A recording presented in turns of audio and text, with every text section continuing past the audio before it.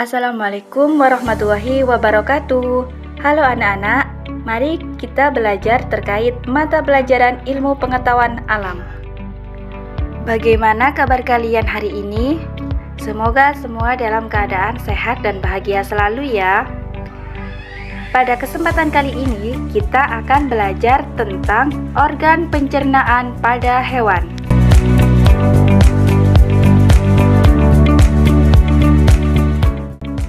Pada video kali ini, kita akan membahas materi tentang organ pencernaan pada hewan. Organ pencernaan pada hewan umumnya sama dengan organ pencernaan pada manusia. Nah, adapun saluran pencernaan pada hewan, yaitu yang pertama mulai dari rongga mulut, kemudian yang kedua ada kerongkongan, kemudian yang ketiga itu lambung, dan yang keempat ada usus.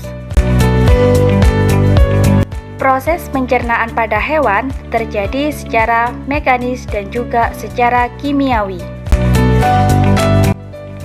Berikut mamalia, contoh hewannya di sini yaitu ada sapi. Nah, berikut ini merupakan organ pencernaan pada sapi. Mulai dari yang pertama yaitu ada mulut. Kemudian bagian yang kedua itu ada kerongkongan. Kemudian bagian yang berwarna kuning itu disebut dengan retikulum atau perut jala. Kemudian yang berwarna orange disebut dengan omasum atau perut kitab.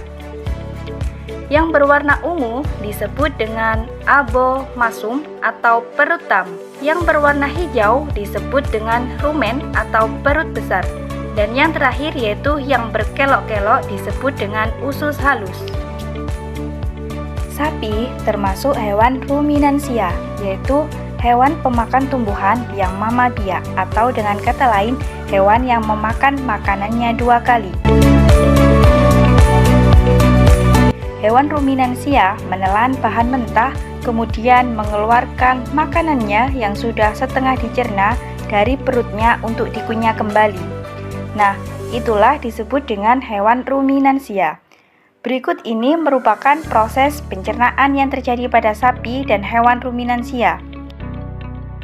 Pada umumnya, yang pertama, makanan berupa rumput atau daun-daunan dengan dikunyah secara mekanis dalam rongga mulut dari rongga mulut kanan melewati kerongkongan.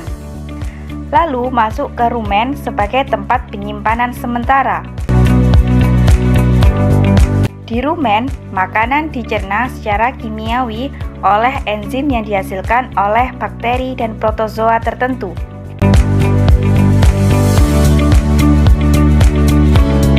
Dari rumen, makanan akan masuk ke retikulum. Di retikulum, makanan dibentuk menjadi gumpalan-gumpalan yang disebut dengan bolus. Pada saat sapi beristirahat, bolus di sini dimuntahkan ke mulutnya untuk dikunyah kembali. Dari mulut makanan yang sudah dikunyah hingga halus, ditelan kembali sehingga masuk ke omasum. Di omasum, makanan dicampur dengan enzim dan kemudian akan menuju ke apomasum.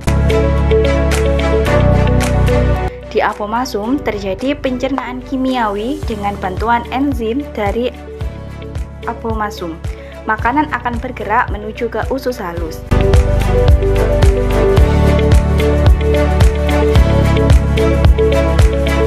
Di usus halus, makanan dicerna kembali oleh enzim sehingga mudah diserap oleh tubuh sapi. Penyerapan zat-zat makanan dilakukan di usus halus pada bagian duodenum. Selanjutnya, sisa-sisa pencernaan yang sudah tidak diperlukan oleh sapi akan bergerak ke usus besar. Untuk selanjutnya akan dikeluarkan keluar tubuh sapi, yaitu melalui anus. Nah, itulah proses pencernaan makanan pada hewan ruminansia, yang dalam hal ini contohnya itu sapi. Adapun secara ringkas, proses pencernaannya itu yang pertama dimulai dari mulut, kemudian menuju ke kerongkongan, kemudian menuju ke rumen, kemudian menuju ke retikulum, kembali ke buleut untuk dikunyah.